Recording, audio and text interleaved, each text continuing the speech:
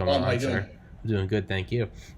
Um, yeah, so we started talking last time about your training for an ultra marathon, and me and Don were laughing about about how not in shape we are.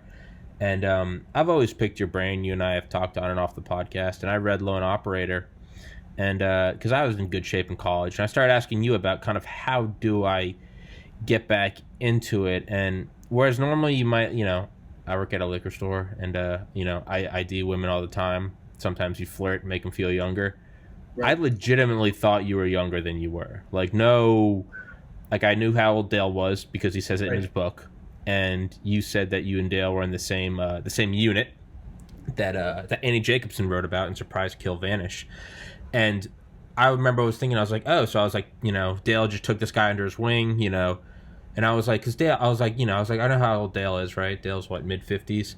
And 56, yeah. yeah. And I was like, I remember it was full, it was as candid and as genuine as, and I was just like, yeah, because I was like, how old are you, Ted? What, you're like 40, 41?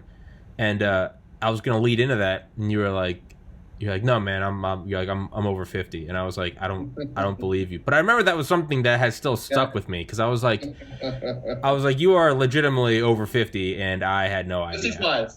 That's insane. That is legitimately, genuinely insane. I hate to admit it, but I am. Dude, you're 7 years younger than my dad. All right? You're 25 years older than me. You're in better shape Come on, than... man, you're Dude, killing you're me. in better shape. I thought I was... Dude, my lord. But that's one thing we kind of, we let off on in Lone Operator. And you talk about the 77 hours of escape and evasion. And Right. you really kind of hammered down on... You were like, hey, training, important. The guys you're with, invaluable. Right. But you were like, what it came down to was that I was fit. The machine was physically able to keep Right. going, because you can go mind over matter, but if your body Right. is actually depleted of glycogen and oxygen, Right. and you're not doing it, it doesn't care. It just says, it's like, hey, we had a good run, you're done. Right. Right. Yeah. No, that's true. When I wrote Lone Operator, I didn't want to get into war stories, but that was one particular story that I wanted to talk about because it boiled down to fitness. Mm-hmm. And I was with another guy who was in stud shape, and that the fact of the matter was, we were running low on ammo, and the turning point and the actual reason why we actually got away from the bad guys was that we were putting time and distance between us and them, plain and simple. Mm-hmm. And that means we were nonstop moving, and it was for 77 hours. Mm-hmm. And there's a picture in my book actually sitting on the back of the helo when we landed. And I look pretty rough. My buddy took a picture of it for posterity and sent it to me a couple weeks later. Yeah, I was pretty tired, man. But anyway, yeah, you're right. It came down to physical fitness, man. Yeah. Period. Yeah. And it kind of almost, it's kind of a weird analogy, but it almost makes me think of the first atomic bomb test, because they had armed soldiers standing around it at in Alamogordo, New Mexico at 5:45 a.m. July 16th, 1945. Know your history. But they were down there, and they had them guarded up to the very last moment. And then at 30 minutes, T-minus 30 minutes, they would get a signal to, I think, from Leslie Groves, the head of the operation, was, quote, get in the Jeep and drive as fast as you can. And if the Jeep doesn't work, and they chose 3 fit guys, they said if at any point the Jeep stops, you have 30 minutes to get out of the blast radius. Because this isn't... We're not putting off this test. It's July 1945. Hitler just died. We got to take out Japan. This is going through. Sorry, guys. You'll get a Purple Heart. But that's about it. But that was it. And I remember thinking, I was like, crazy, man. yeah, I didn't know that, man. Yeah. That's nuts. Fun fact. But Wow. yeah, but you talk about that, and you talk about in your book how that's not how you always were. No. Yeah. No. Can you get into that, because you talk about in your book that, I remember you said it to me one time.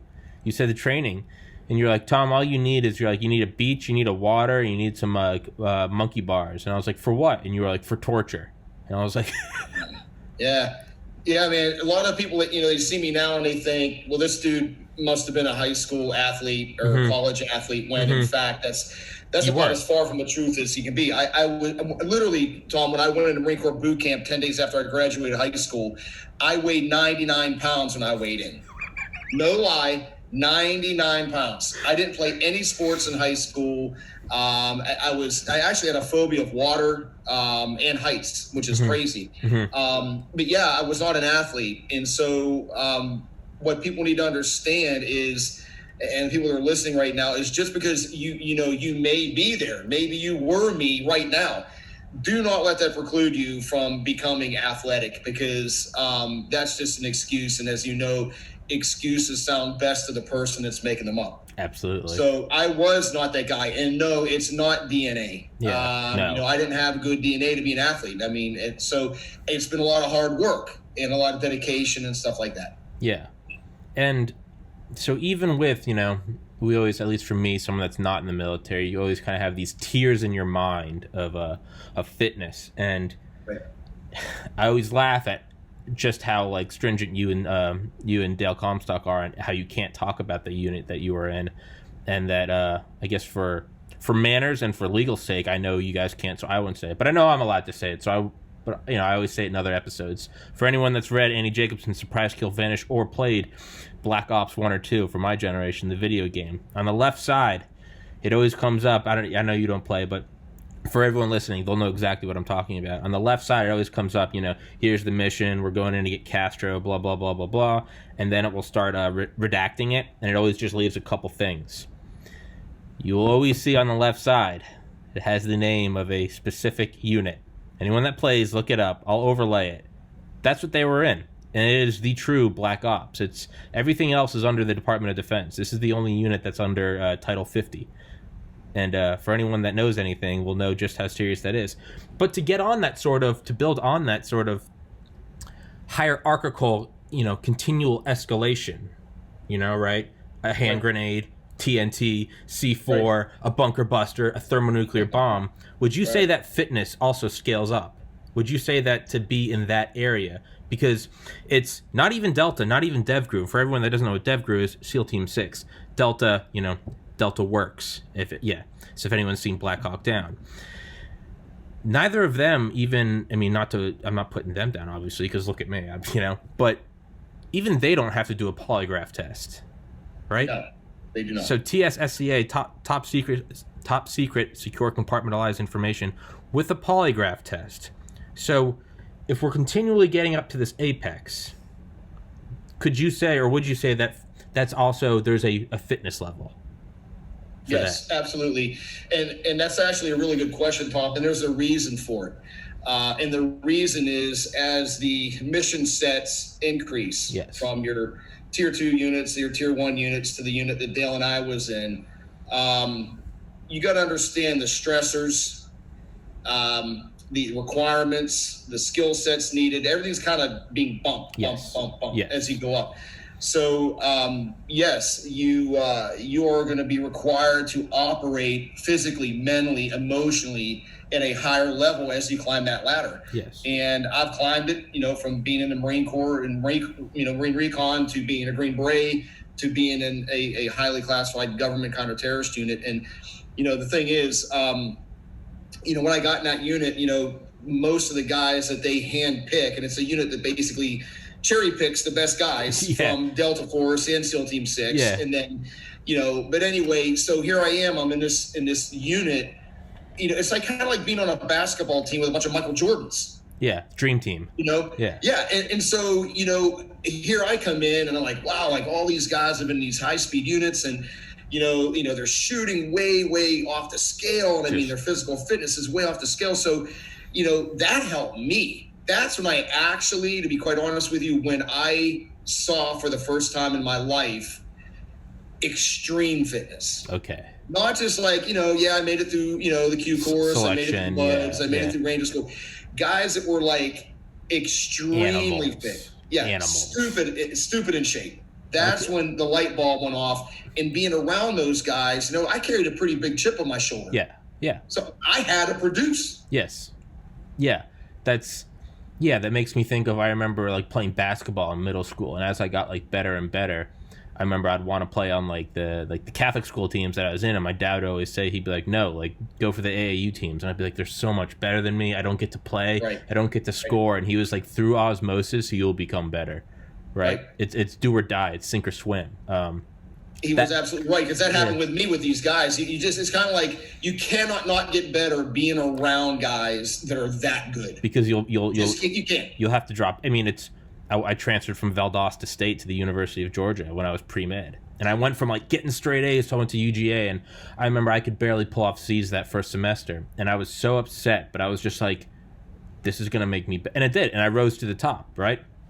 But, yeah. So, in that, and it kind of makes me think of what Dale said about joining Delta.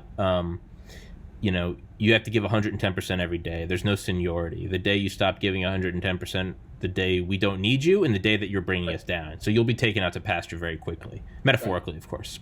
Right. And there's a great documentary I watched on, I believe it was DevGru Selection, and it said it's not always the best guy that gets in, it's the right guy.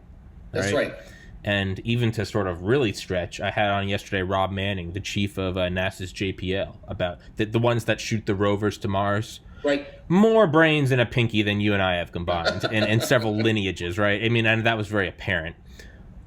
But what he said is, and so what I'm getting at, though, it's these things that you don't expect. No seniority, you'll be dropped out. It's not the best guy, it's the right guy. What he said, I go, so what? You just choose the best robot? And he said, not at all. What you do is you just keep taking everything, and the exact analogy he used is you're taking a machete and you're chopping off the things that fail. So you're going, that one doesn't work, that one doesn't work. So there's we have this idea of a rover that's going to get to Mars and work. Right. He said what you do is you just execute each one that doesn't work, and then finally he said one day you look around and you go, oh, we have it. But there's no... So with that, so what I'm finding at these like apex is Mike Durant during captivity. He said it wasn't focusing on getting out, it was focusing on that he will never get out, and that suppression of hope allowed him to survive. So it's all the point I'm getting at after that word vomit is that when you get to the apex, there are always these mindsets, and they're the last thing you would expect. So with that going in, I gotta ask, because you know Dale's a sphinx when I'm talking to him about this. What are the mindsets at that hyper upper echelon of fitness? What's the key that I don't know? You know, Tom, the funny thing is the secret of this is out there. Yeah. And it's words we've all heard: commitment, dedication, right? Yeah. Raise the bar. All of these words that everybody talks about every day. It's just in units like that. That is a lifestyle. Yeah. Right. It's not a hobby. It's not. It's not like, I'll go to the gym 1 or 2 days a week. It's not like that. It is your lifestyle. It's how you survive in high intensity armed confrontation. So the more, and I've said it, and where I came from, they said it. Your survivability in combat is directly linked to your physical fitness level. Yeah. Period. Yeah. So it's not so much that we think any differently. It's just we're applying it to the nth degree. And the other thing that I would also like to say for people listening is that to become mentally tough. Now remember, you've got physical tough guys. Now, I know guys can bench 500 pounds. Sure. But if you stuck them outside in the rain for an hour, they'd be sniveling and rolling around on the ground, right? So being physically tough and being mentally weak, you have to have both. It's a very symbiotic relationship, right? And so you have that aspect of it as well. But the point I'm trying to make is learning how to become comfortable with being uncomfortable is key. Yes. And I do it every day. I take ice cold showers in the morning and ice cold showers at night. Why? It doesn't feel good, but it's good for your body. Yes. But who wants to take an ice cold shower in the morning? Everybody wants to take a nice warmie. You get out of bed. It's winter time. That is the stuff that you must do. Yes. To make yourself mentally tough, and that goes hand in hand with being physically tough. But there's no secret sauce, bro. It's commitment, dedication, working out when you're not feeling so hot, putting in the miles on the road, putting the miles in on the swim, saying you're going to do it, and raising the bar as you go. I see people. Matter of fact, I saw a guy at the gym the other day. I've been seeing this guy at the gym for years. He's there every day. I'm there. He's there. He looks no different. And I walked up to him. I wasn't trying to be mean, and I know his name. I'm not going to say his name. I said, "Hey, man, how you been?" And I said, "Look, I'm just curious. Have you ever thought that what you're doing isn't working?" He says, "Well, yeah, I know it's not working." And I said, "Well, how do you know?" He said, "Well, I look at myself in the mirror every day." I said, "Well, why aren't you doing something about it?" And the sad thing is he goes, "I really don't know what to ask." And this is a common problem with people, and he's in good shape. Don't get me wrong. The guy's fit. But for the amount of time that he's working out, he should be in stud shape, right? And he's not. And that's another problem when it comes to fitness is people, they don't want to go to the gym because they're embarrassed. I don't know what this machine does. I don't know what that does. And they don't want to ask anybody. Yeah. Right? Yeah. And remember, the fitness triad is exercise, rest and recovery, and nutrition. Yeah. Right? You have to have all three. You can't eat great and sleep great and not exercise. Yeah. And you can't exercise and sleep great and eat like crap. Yeah. It's all got. That's the difference. Yeah. To answer your question, you got to be fanatical at it. You can't just do it as a hobby. It's got to become a part of your lifestyle. Okay. You can just tell how my mind works. Back to nuclear bombs, right? It's but really what they had work was quick science lesson. They had the first type was you take a plutonium slug and you shoot it into another one. That's called gun type, and it worked some of the time. The one that they used on Nagasaki and the one that they still use to this day, it's called implosion type. And it's where you put explosives all around a core. And not just, you just place them. I mean, they had actual sculptors come in and make the explosive charges like art pieces. And you build them almost like a soccer ball shell. But by having them all around each other and going off within microseconds, not milliseconds, but microseconds of each other, the inward force from all angles causes it to be a nuclear explosion and then later thermonuclear. But point being is, that's kind of the triad. You can do 99 of the 100 shaped charges, and sure, you'll have a spectacular boom, but it's nothing that you can't do off the coast of New Jersey on July 4th. Hey, look at it go. When you add that one last one, and you do it at the same time, that's when, that's when you have an A-bomb. And that's what I'm thinking. Nuclear triad, or not, almost nuclear triad, fitness triad. If you don't do it all, and oftentimes it's just one last piece, and you can go from a bomb to, the power of God, right? So that's kind of. And you have to have the proper motivation. Yes. And this is something that people that are listening need to listen. If they get one thing out of this whole conversation, if you can figure out what that motivation is, that when you think about it, it stirs you to the core, almost to the point of tears. And you learn to weaponize that to help yourself perform, you become a very dangerous person. Yes. You have now weaponized yourself. You basically have just slapped a supercharger on your engine. Yeah. And I will share a very personal piece of information. Every day I go to the gym, and when I open up my gym bag, there's a laminated picture of a very dear friend of mine, Mike Donatelli, who former Ranger, Green Beret Delta guy, known Mike for years. He was tragically killed in a helicopter accident. Matter of fact, Dale and I were on the scene, the first two guys there. But Mike used to call me every morning, very early in the morning, before I was even out of bed, and my phone would ring, and I go, hello, and he's like, time to go to the gym, Skippy. And he'd already be at the gym, and I was just getting up.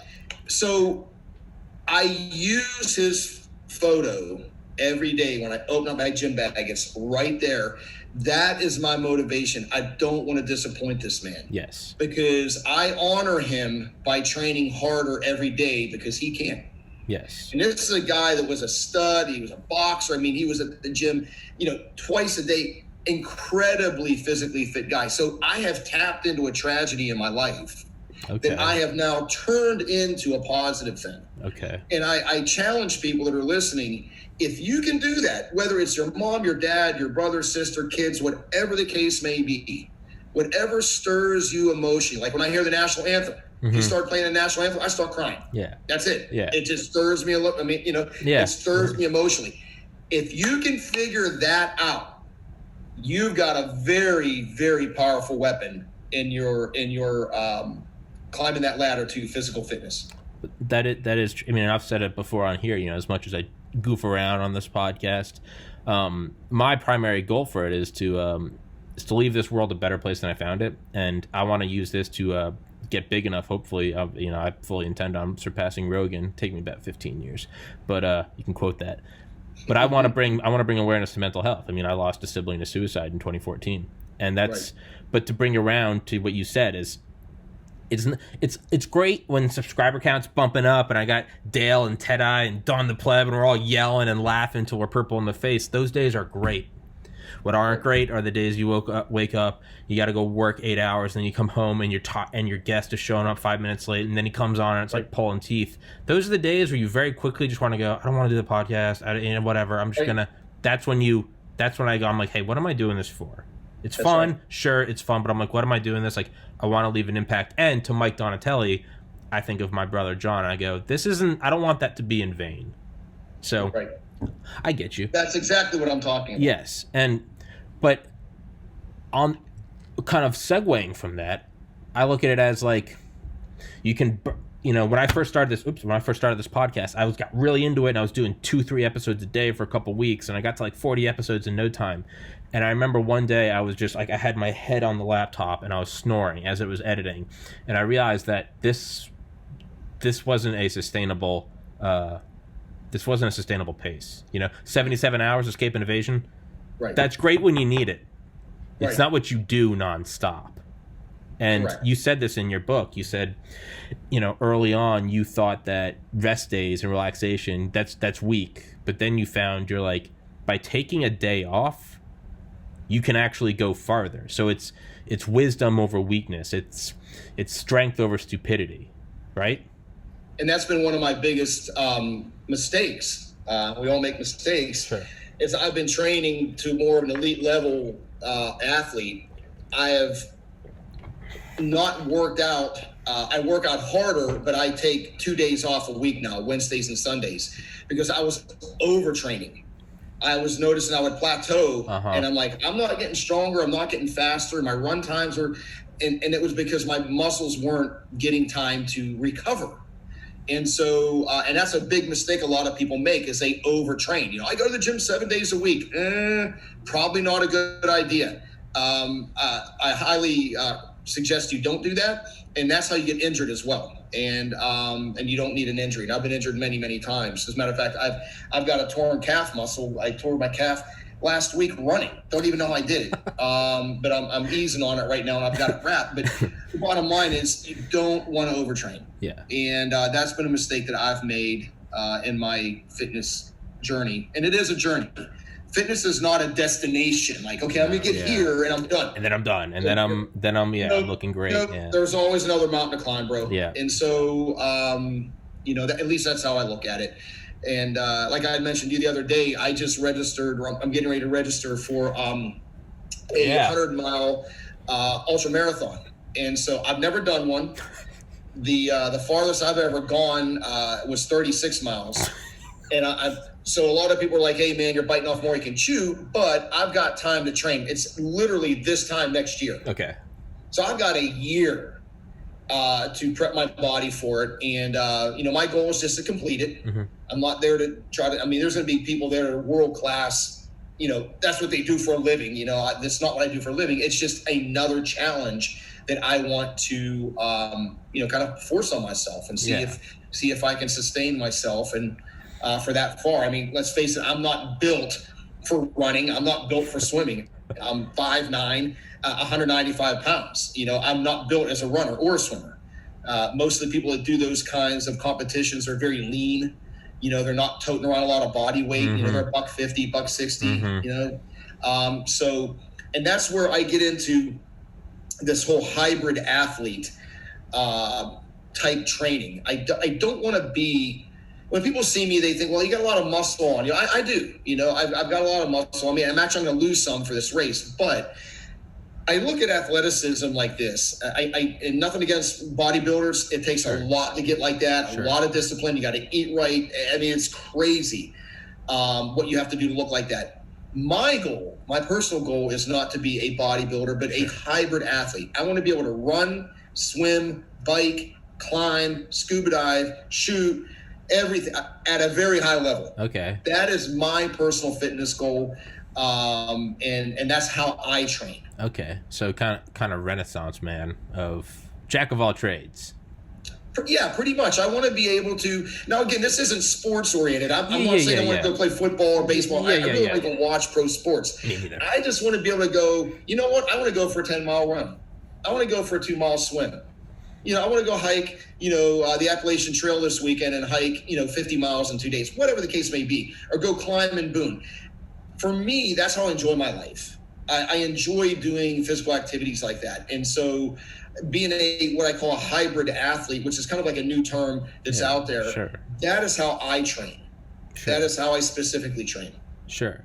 So, all right, as anyone listening to this podcast knows how my mind is all over the place. So now I'm tying it back to not nuclear bombs, but lone operator, right? And you're talking, actually, when you lived in Vegas, you were near the Pepcon explosion, so I guess there's a bomb in there. But you did trading, on Wall Street. You talked about opening a gym. You talked about, I love the methods you talked about.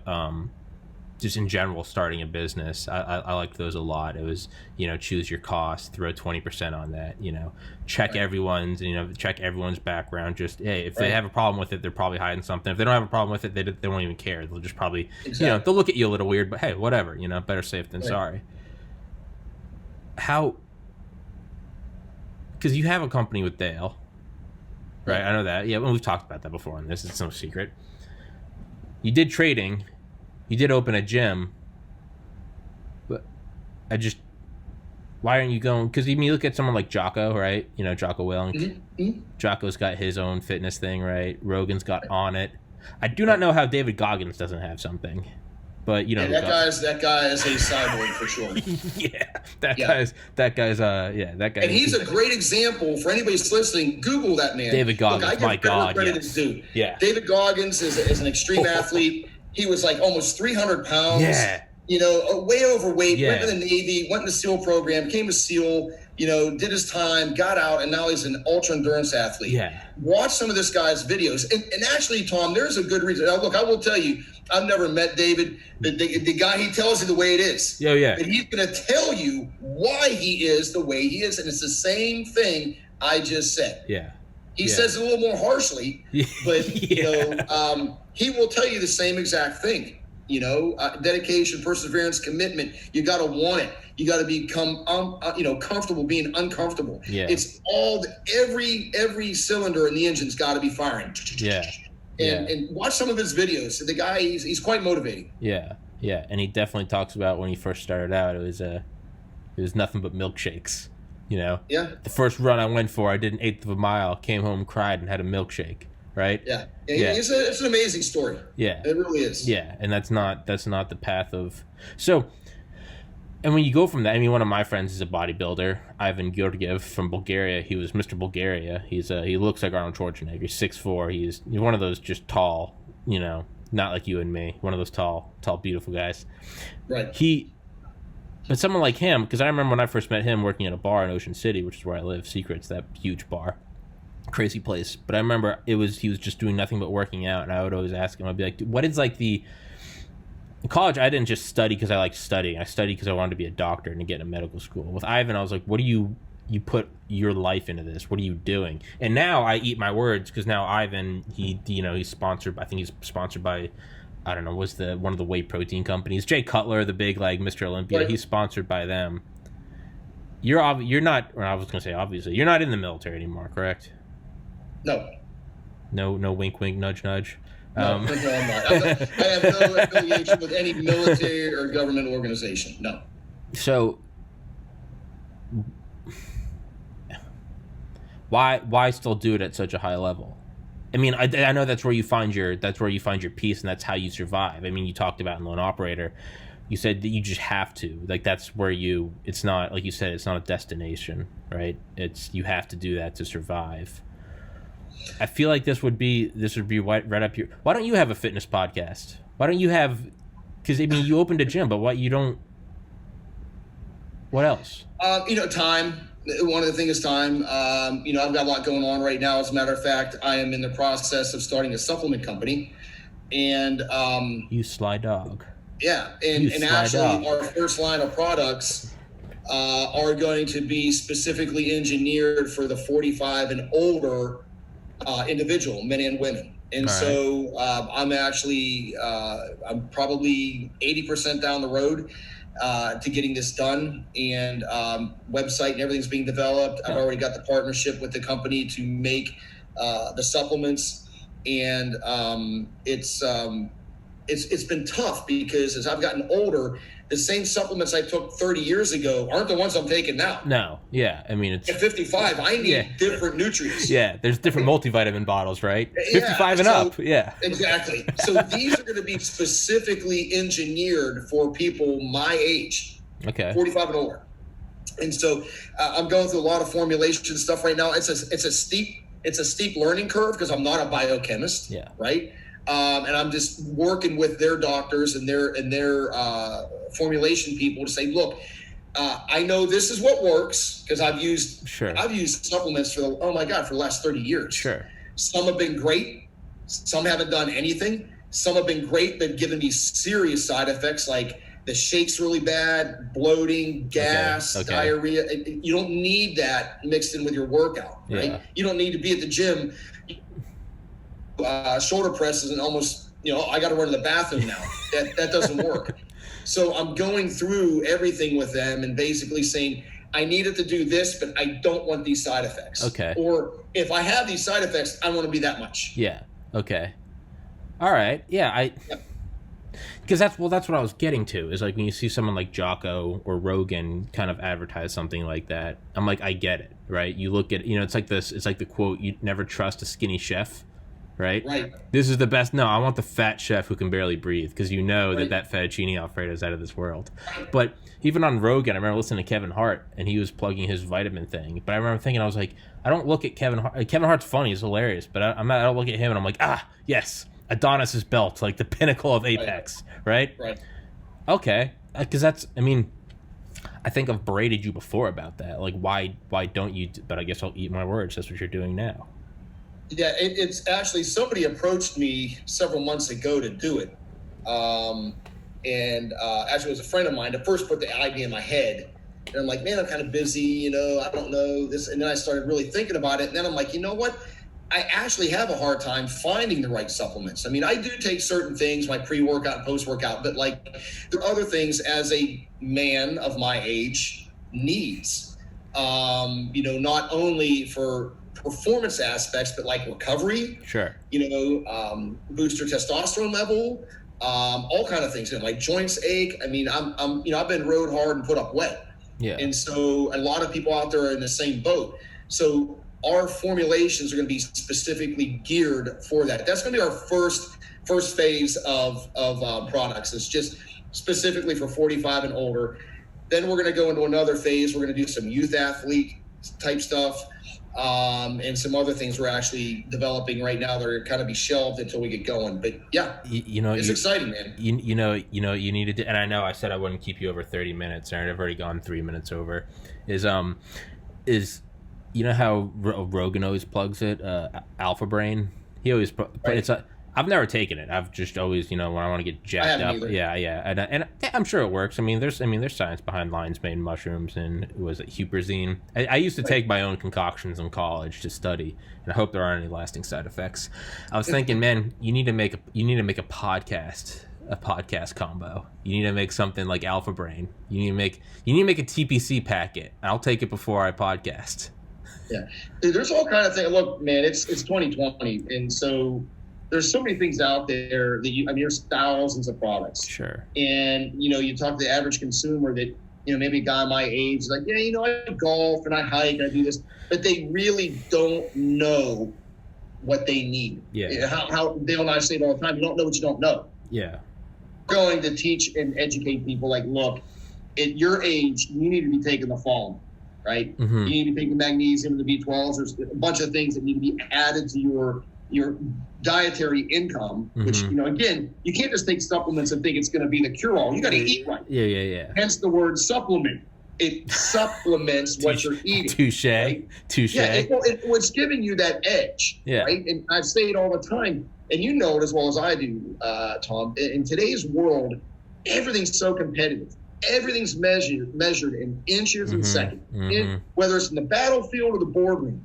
That's what these supplements do for you. They give you that competitive edge.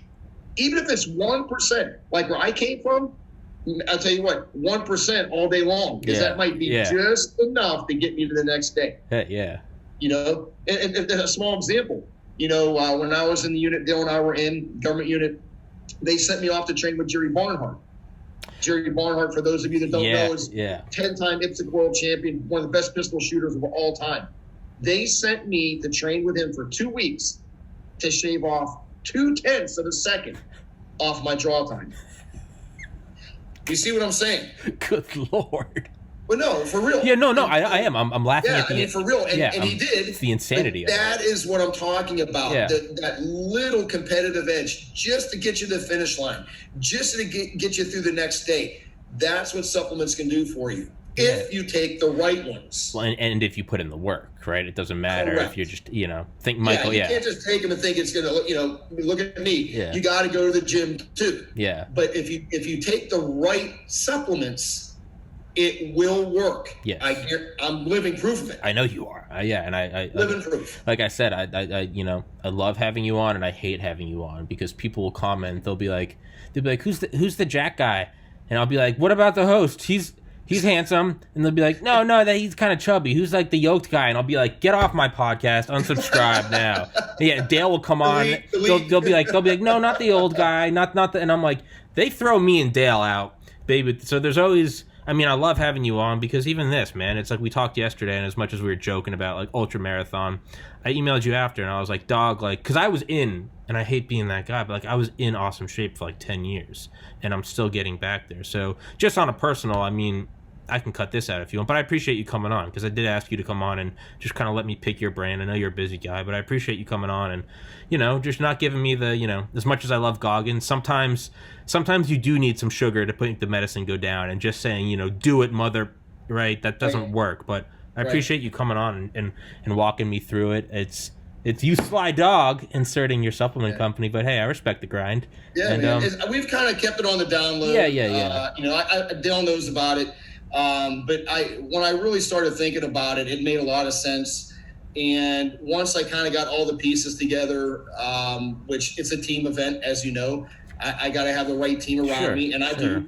I found a great company to make all the products. They're an FDA approved facility. I've got an awesome account executive, customer rep. His name's Todd, really smart guy. He's been kind of guiding me because, you know, this is brand new to me. I've never been in the supplement business. I've owned businesses, but every business is unique to itself. So he's been really helpful. And our tentative launch date is probably around February, because they still have to make the formulas, deliver them to me. I've got to test them. Yeah. I mean, I got to test them, and then I've got to get back to them and say, hey, you know, this one really. I need to tweak this. This flavor was kind of, you know, that kind of stuff. So it takes time, you know, but we're looking at probably mid-February from what I've been told. The name of the company is T1 Performance Nutrition. All right. Pretty simple. All right. That's the website. It's just a T and a 1, performancenutrition.com. Sure. I'll link it.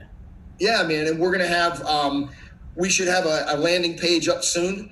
And people will be able to contact us and kind of just give them a heads up, you know, keep them in tune with when the actual product's going to be delivered. But yeah, I'm pretty excited. I think it's needed, especially for the 45 and older crowd. Because look, I tell you what, I'll challenge anyone right now that's listening.